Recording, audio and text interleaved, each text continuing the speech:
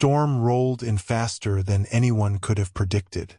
Dark, churning clouds swallowed the evening sky, and the sun vanished as if someone had snuffed it out.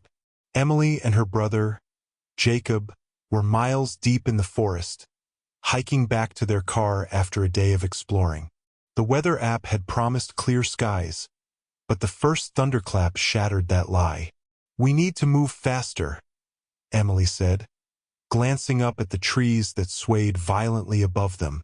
The wind howled, carrying with it an unnatural chill. The trail ahead was already becoming harder to see, shadows pooling like ink on the forest floor. Jacob nodded, his face pale. "I think there's a ranger station about half a mile ahead. We can wait it out there." The rain started as a light drizzle but quickly transformed into a torrential downpour. The dirt trail turned to mud, sucking at their boots with each step. The air smelled of ozone and damp earth, and the forest seemed to grow quieter, as if every creature had gone into hiding. And then Emily heard it. A faint, mournful wail carried on the wind. She froze.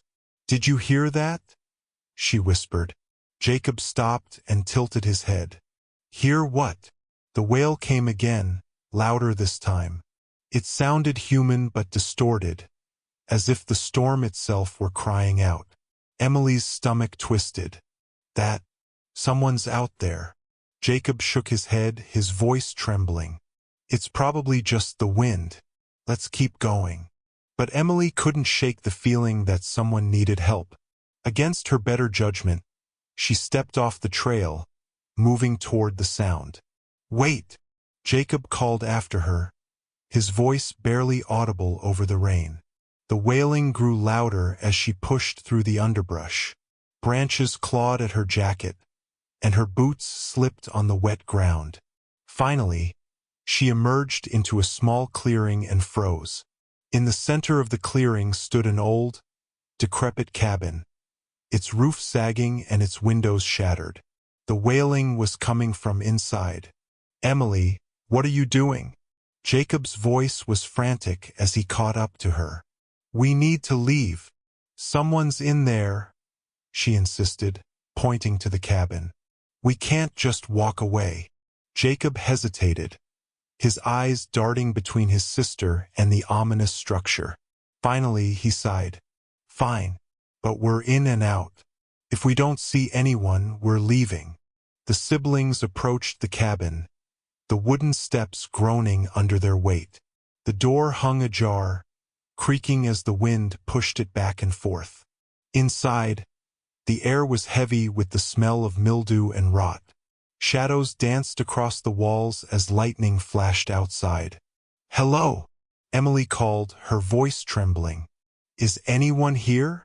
The wailing stopped abruptly, plunging the cabin into an eerie silence. Jacob grabbed her arm. "We're leaving. Now." Before they could turn, the door slammed shut behind them. Emily yelped, and Jacob cursed under his breath, yanking at the handle. It wouldn't budge. A low, guttural growl echoed from the darkness. Emily's breath hitched as a figure stepped into the faint light of the cabin's single broken window. It was humanoid but wrong. Its limbs were too long, its skin stretched taut over sharp, angular bones. Its eyes glowed faintly, like embers in a dying fire. "You shouldn't have come here," it rasped, its voice like wind through dead leaves. Jacob stepped in front of Emily, his hands shaking. "We didn't mean to intrude. We will leave." The creature tilted its head, its mouth twisting into something that might have been a smile.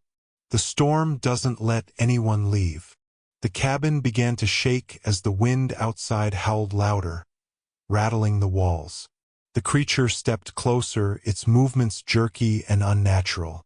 Emily backed away, her heart pounding. "What do you want?" she whispered. It laughed, a hollow, echoing sound. "To keep you, like the others." Lightning flashed, illuminating the room. For a brief moment, Emily saw them. Countless faces staring back from the walls, their eyes wide with terror. They weren't painted or carved. They were real. Jacob grabbed a rusted metal rod from the floor and swung it at the creature.